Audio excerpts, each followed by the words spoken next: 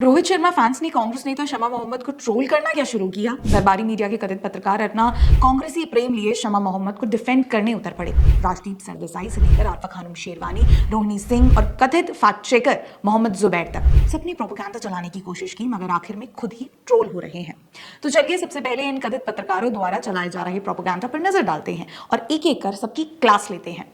Rajdeep Sardesai tweet कर लिखते हैं कि right wing IT cell handle और वीएचपी बजरंग दल द्वारा डॉक्टर शमा मोहम्मद को उनके कमेंट के लिए पाकिस्तानी कहकर हमला करने की खबरें सुनना पढ़ना बेहद परेशान करने वाला है। अच्छा राजदीप जी, आपको परेशानी हो रही है? आई मीन सीरियसली, आप तो वही है ना जो अपने करियर की शुरुआत से ही प्रोपेगेंडा के सहारे आगे आए हैं। और रही बात शमा मोहम्मद पर हमला करने की, तो सबसे पहले आपको बता दें कि ये हमला बजरंग दल वाले नहीं कर रहे, बल्कि रोहित शर्मा के फैंस कर रहे हैं। मुंबई राजा रोहित शर्मा, भारतीय संघाचा रोहित शर्माचा।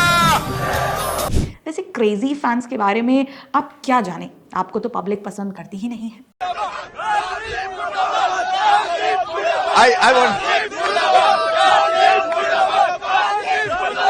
बाकी बजरंग दल वालों को घेरने का मौका आपको चाहिए, ये हम अच्छी तरह से जानते हैं। रही बात शमा मोहम्मद को पाकिस्तानी बोलने की, तो ऐसा अभी तक किसी ने नहीं कहा। रोहित फैंस का केवल ये कहना था कि क्योंकि रोहित शर्मा की कैप्टेंसी में भारत ने क्रिकेट मैच में पाकिस्तान को हरा दिया, इसीलिए शमा मोहम्मद का गुस्सा फूटा। इसमें कहीं भी उन्होंने पाकिस्तानी नहीं कहा है। मगर राजदीप सरदेसाई तो राजदीप सरदेसाई ठहरे, प्रोपेगेंडा चलाने में सबसे आगे। वैसे राजदीप सरदेसाई ये भी कहते हैं कि शमा मोहम्मद के धर्म के लिए उन्हें निशाना बनाना या उनकी देशभक्ति पर सवाल उठाना अस्वीकार्य है और शर्मनाक है। राजदीप सरदेसाई जी, आज आपको कांग्रेसी नेता शमा मोहम्मद की इतनी चिंता सता रही है, तुष्टीकरण वाली पत्रकारिता की जो आदत है, मगर ये सवाल आप तब क्यों नहीं उठाते जब यही कांग्रेस उन एक्ट्रेस पर हमले करती है जो हिंदू होते हुए केवल अपने धर्म का पालन करते हैं, जो खुद को प्राउड हिंदू बताते हैं। जब कांग्रेसी विधायक छावा फिल्म वाली अभिनेत्री रश्मिका मंदाना को खुले में सबक सिखाने की बात करते हैं, तब आप इन कांग्रेसियों पर सवाल क्यों नहीं उठाते? या जब केरल कांग्रेस वाले खुद को प्राउड हिंदू बताने वाली प्रीति जिंटा पर झूठे आरोप लगाते हैं, तब आप सवाल क्यों नहीं उठाते? जब आपकी साथी कथित पत्रकार आरफा खानम शेरवानी प्रीति जिंटा के खुद को प्राउड हिंदू बताने पर ट्रोल करती हैं, तब आप सवाल क्यों नहीं उठाते? आपको नहीं लगता कि इस तरह की बकवास के लिए आरफा खानम शेरवानी को कॉल आउट किया जाना चाहिए?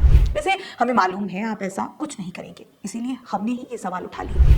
अब क्योंकि बात आरफा खानम शेरवानी की हो रही है, तो लगे हाथ इन पर भी सवाल किए देते हैं। मोहतरमा भी शमा मोहम्मद को डिफेंड करती नजर आ रही हैं। कहती हैं कि ये बेतुका है कि रोहित शर्मा को मोटा कहने पर राष्ट्रीय स्तर पर हंगामा मच गया। सही बात है, आरफा खानम शेरवानी के लिहाज से रोहित शर्मा को भी अपनी तस्वीरों को फोटोशॉप कर लेना चाहिए, मामला ही खत्म हो जाता। खैर, जोक्स अपार्ट, आरफा खानम शेरवानी को दिक्कत इससे है कि ये मामला राष्ट्रीय स्तर पर पहुंच गया, हंगामा मच गया। आरफा जी, अब जिसका लीडर ही फ्लॉप हो और वो किसी सुपरस्टार को फ्लॉप बताने की कोशिश करेगा, तो हंगामा तो मचेगा ही ना।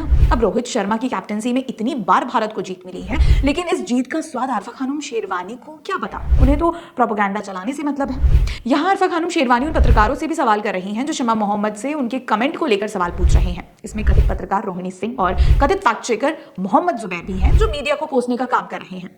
अरे तो क्या हुआ अगर कांग्रेसी शमा मोहम्मद से 2-4 सवाल पूछ लिए? मीडिया का तो काम ही है सवाल पूछना, आपकी तरह नहीं किसी कांग्रेसी नेता को डिफेंड करते रहना। शमा मोहम्मद ने एक बड़े क्रिकेट खिलाड़ी पर अपमानजनक टिप्पणी की है, जो भारत को खेल के मैदान में कई बार रिप्रेजेंट कर चुके हों।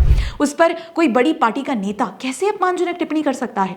और मान लिया कि टिप्पणी कर भी दी और बाद में ट्वीट डिलीट भी कर दिया, तो कम से कम माफी ही मांग लेती। मगर नहीं, शमा मोहम्मद ने एक बार भी माफी नहीं मांगी। मगर उससे भी ज्यादा चिंता का विषय यह है कि खुद को वरिष्ठ पत्रकार बताने वाली ये दरबारी लॉबी सवाल उठाने की बजाय कांग्रेसियों को डिफेंड करने उतर जाती है। आरफा खानम शेरवानी अक्सर ऐसा करती नजर आती हैं। वैसे रोहिणी सिंह से तो मेरा यही कहना है कि आप तो पत्रकारिता छोड़ ही दीजिए, क्योंकि कोरोना महामारी के समय जिस तरह से आपने फेक न्यूज फैलाकर डर का माहौल बनाने का काम किया, केवल अपना प्रोपेगेंडा चलाने के लिए, यानी भारत सरकार को घेरने के लिए, उसके बाद तो आपको छोड़ ही देना चाहिए। आखिर में आते आते मोहम्मद जुबैर, जो जिस तरह जुबैर के एडिटेड वीडियो ने एक हिंदू की जान ले ली और नुपुर शर्मा की जान पर आ गई, उस हिसाब से जुबैर अपनी प्रतिक्रिया ना ही दें तो अच्छा है, क्योंकि हम नहीं चाहते कि इन दरबारी पत्रकारों के प्रोपेगेंडा के चलते समाज में लड़ाई हो, दंगे भड़के। मगर फिर भी सवाल यही रहेगा कि आखिर क्या मजबूरी होती होगी इन पत्रकारों की कि जो हमेशा कांग्रेसियों को डिफेंड करने निकल पड़ते हैं? कमेंट बॉक्स में जरूर बताइएगा दोस्तों। जाते जाते यही कहना चाहूंगी कि ऐसे कथित पत्रकारों के जाल से बचिए। इस वीडियो को ज्यादा से ज्यादा शेयर कीजिए और हमारे चैनल को सब्सक्राइब कर लें। ज़रूरी जानकारी के लिए। धन्यवाद।